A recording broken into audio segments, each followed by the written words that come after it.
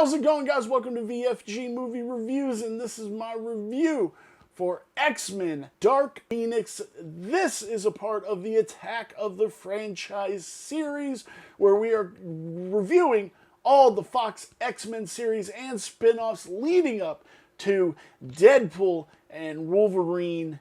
And if you guys could, give us a like, give us a subscribe, help us grow in 2024. I'd sure appreciate it. Thank you so very much. Now let's get into this review. This was just a big disappointment. This is it. This is the last movie in the Fox X-Men series. And it goes out on a sour note. We kill off Mystique, which I probably should have gave it a half star just for killing Mystique and being done with this shit. We do get to see Genosha in this, and everybody's back. Everybody's back. Everybody's back. There's no new characters added. We do finally get Dazzler committed to screen. She is played by Halison Sage. Plays Dazzler, and she was cool as shit. I do love me some Dazzler. She is badass. She's a cool 80s character that I really did like. We get everybody back. Like I said, James McElroy, Michael Fassbender, Nicholas Hoult, Jennifer Lawrence, Sophie Turner, Ty Sheridan, and Alexandra Shipp, Evan Peters, Cody Scott McPhee, Jessica Chastain as Vic, V-U-K. Now, there was a problem with this, and I don't think there was really a problem with this. I think a lot of the internet made up this problem, that the original bad guys were going to be the Skrulls for this movie, and they pivoted away because of Captain Marvel doing the Skrulls, which I think is horse shit because they both did Quicksilver. So they definitely could have both done Skrulls. I would have kind of loved to see what Fox's interpretation of the Skrulls were. I mean, Captain Marvel killed it with their Skrulls. So perfect, so on point. I feel this movie could have done so much better, and it just fell short overall. I think a lot more could have done.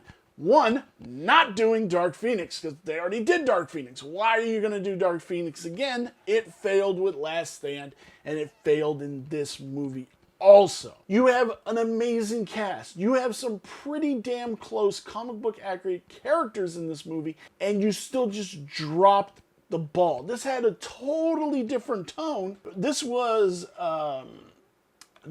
directed by Simon Kinberg, who also wrote it. Like we've been back and forth with Simon Kinberg in his writings, and they're not all that great. Very much the lesser X-Men movies were written by Kinberg, and I just felt they could have done they could have told the Genosha story.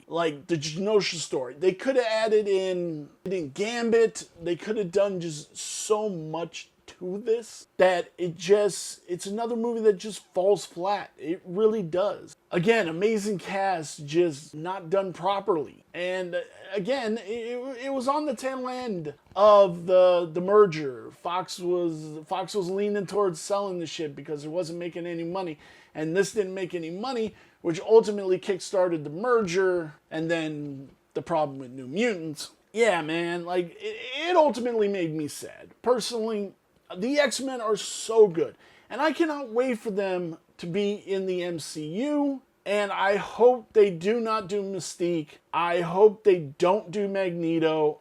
I just want to see Xavier and the core team. That's it, the original team. Beast, Iceman, Jean, Cyclops, and Angel. That's it. That's all I want to see, and I want to see it built up. I don't care who they cast in those parts, because you know it's going to be good. Just do those core characters and tell the story of them dealing with being persecuted as mutants, them dealing with this new world, because obviously their world's going to be destroyed or something like that's already happening, because in the MCU we do have mutants, we have Namor, we have Kamala, everything. It's brilliant, it's beautiful.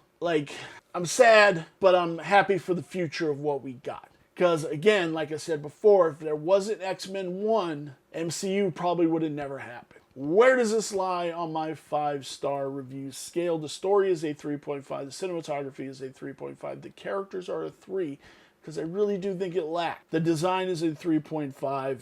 And which brings our total to 3.375. Let me know down below, guys, what you thought of X-Men Dark Phoenix. Was it a win for you? Was it a loss for you? Am I talking out my ass? I'd sure love to have a conversation with you guys. Thank you. And give us a like, give us a subscribe, help us grow in 2024, and I will see you in my next review. Bye.